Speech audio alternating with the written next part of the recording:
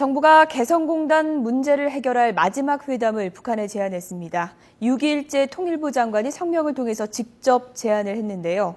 유 장관은 북한이 재발 방지에 대한 분명한 답이 없을 경우 중대한 결단을 내릴 수밖에 없다는 입장을 거듭해서 강조했습니다. 취재기자 연결해서 내용 알아보겠습니다. 김지선 기자.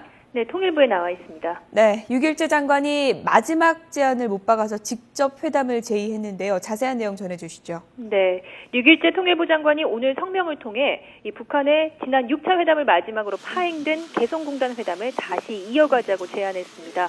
이 회담 제의는 내일 판문점 연락관을 통해 공식적으로 할 예정이고 일단은 구체적인 날짜와 장소를 못 박지 않고 회담을 재개하자는 뜻을 우선 전달한다는 방침입니다. 6.2일째 장관의 말을 직접 들어보시겠습니다. 북한은 지금이라도 재발 방지에 대한 명확한 답을 해주기 바랍니다. 그렇지 않다면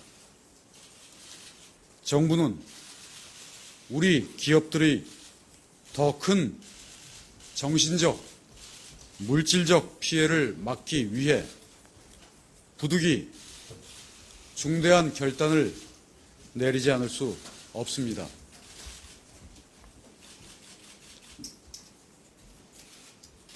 이를 위해 마지막으로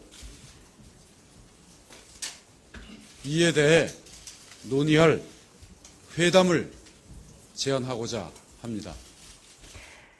네, 이 회담의 급과 관련된 질문에 류 장관은 지난 6번 열렸던 회담의 연장선상이라고 보면 된다며 그동안 이뤄진 당국 간 실무회담 제의를 의미하는 것임을 시사했습니다.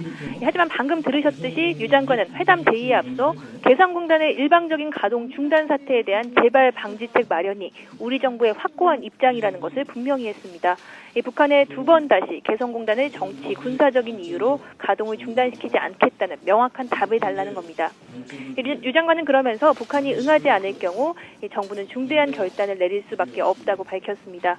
이 때문에 북한이 입장 변화가 없다면 다시 회담이 열린다고 해도 남북이 개성공단 정상화에 합의하기는 어려운 상황입니다.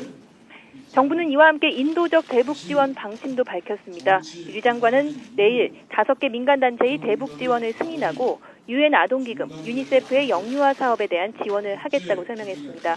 그러면서 우리 정부는 정치적인 문제와는 별개로 북한의 영유아 등 취약계층에 대한 인도적 지원은 추진하겠다고 덧붙였습니다. 지금까지 통일부에서 YTN 김지선입니다.